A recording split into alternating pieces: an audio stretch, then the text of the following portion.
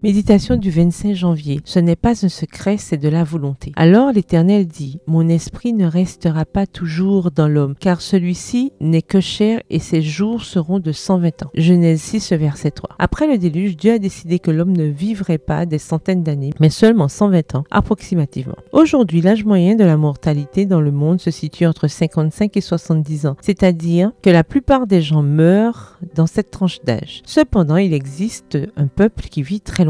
Des scientifiques ont mené des recherches pour découvrir le secret du peuple Hunza, désigné comme le peuple vivant le plus longtemps au monde car il atteint l'âge de 120 ans. Les Hunza vivent dans la vallée de la rivière Hunza, au cœur de l'Himalaya, au Pakistan. C'est un peuple très joyeux et amical qui fait de l'exercice car il doit marcher longtemps pour rejoindre ses champs, auxquels il n'ajoute aucun produit chimique. Le jeûne fait partie de leur mode de vie et leur régime alimentaire est composé de fruits, de légumes crus et de céréales complètes. Il faut aussi noter qu'ils ne consomment ni sucre ni pain blanc. L'eau qu'ils boivent provient des montagnes et a un pH alcalin. Ils se baignent dans de l'eau froide même si certains jours la température est de moins 15 degrés Celsius. Seuls 2% des habitants fument et ils fument la pipe.